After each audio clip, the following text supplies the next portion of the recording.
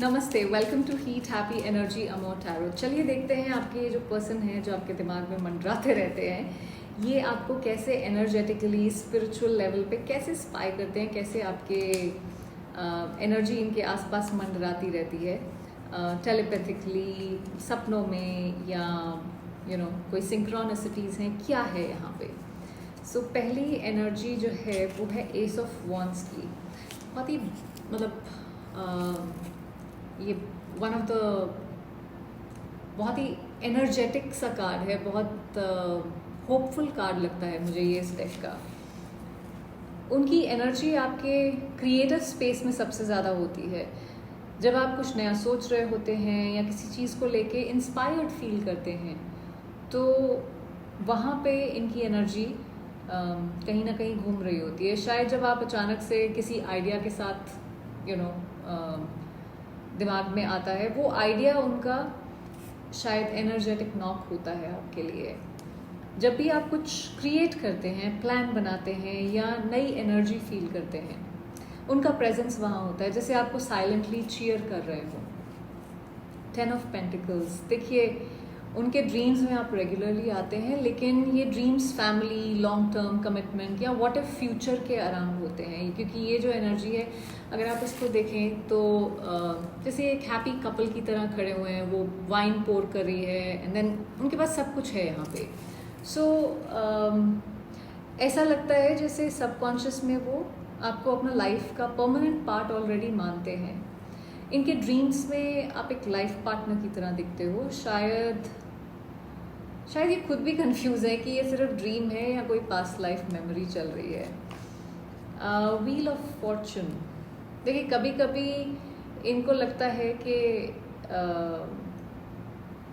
ये है जब जैसे जब आपका कोई मूड शिफ्ट हो रहा होता है तो इनका भी मूड शिफ्ट होता है। पर ये कनेक्शन थोड़ा अनप्रिडिक्टेबल है, कभी स्ट्रांग है, कभी म्यूटेड हो जाता है। बिल्कुल यूनिवर्स के फेजेस के साथ ये टेलीपैथिक लिंक फ्लक्चुएट करता है। जब आप इमोशनली ऊपर या नीचे होते हैं तो ये उस चीज़ को फील कर सकते हैं, लेकिन हमेशा नहीं। कभी कभी एकदम जैसे आप बहुत ज़्यादा ट्यून हो जाते हैं किसी के साथ, वैसा होता है। कभी कभी थोड़ा सा ब्रेक भी आता है, ऐसा मुझे इससे लगता है। ये अप्स एंड डाउन्स हैं इसमें, पर आप एक दूसरे के इमोशंस को टेलीपैथिकली फील कर सकते हैं। स्टार की एनर्जी है, देखिए स्पिरिचुअली आपको मैनिफेस्ट करने की कोशिश कर रहे हैं ये। शायद वो ये मुझे ऐसा लग रहा है जैसे रात को ना आपकी एनर्जी के साथ कनेक्ट करने की प्रेयर टाइप एनर्जी भेजते हैं शायद। अगर आप इसको देखें तो जैसे इसके हाथ ऊपर हैं एंड देन स्टार्स की तरफ, तो जैसे making a wish kind of an energy है।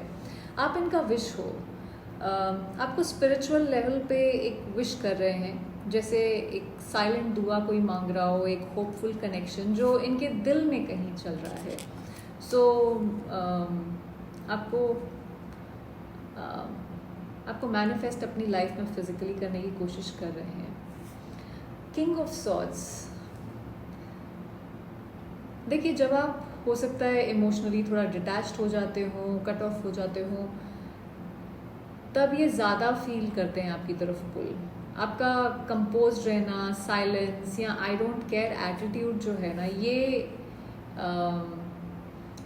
ये इनको थोड़ा सा ऑब्सेसिव कर देता है। फिर ये इनका दिमाग बहुत ज़्यादा चलना शुरू हो जाता है। कंट्रोल लूज करते हैं शायद जब आप इमोशनली अनअवेलेबल दिखते हो।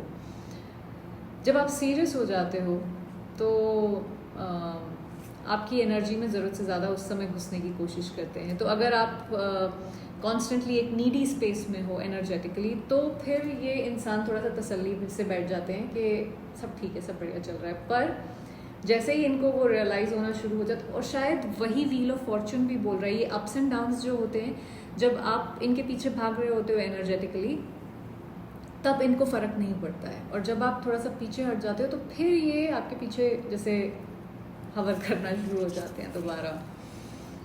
8 ऑफ पेंटिकल्स, देखिए अवेयर हैं लेकिन ये ओवर थिंकिंग बहुत करते हैं।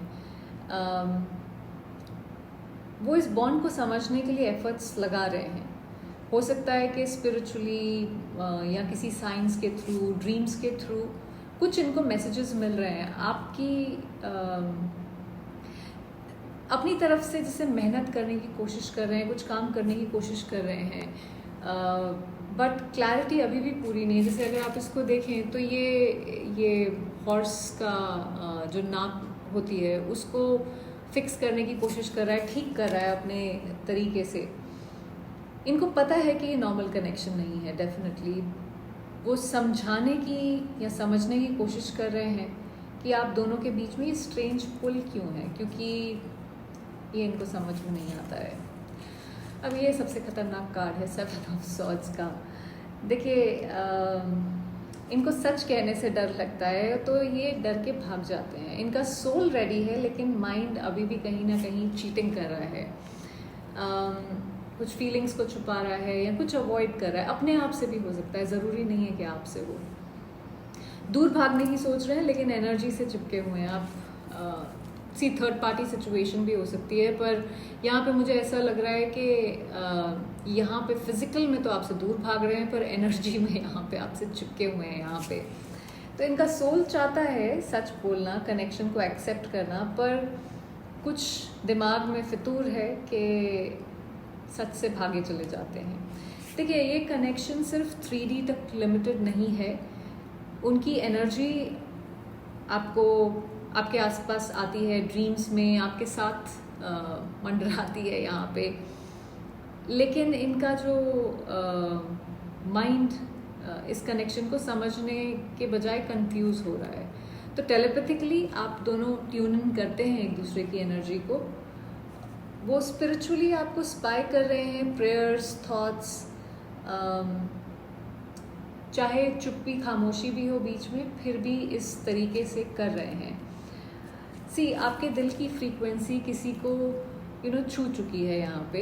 शायद अभी वो रेडी नहीं है सामने आने के लिए, 7 ऑफ सॉर्ड्स बैठा हुआ है यहाँ पे, पर उनका सोल आपको पहचानता है यहाँ पे। जब तक वो समझने में लगे हुए हैं, ये अपनी लाइफ को रोकने की ज़रूरत नहीं है उसके लिए। आप अपने हीलिंग पे आगे बढ़ने में, अपनी करियर या जो भी आप करना चाहते हैं उस पर मेहनत करते रहिए एंड चमकते रहिए। Keep shining. Thank you for watching.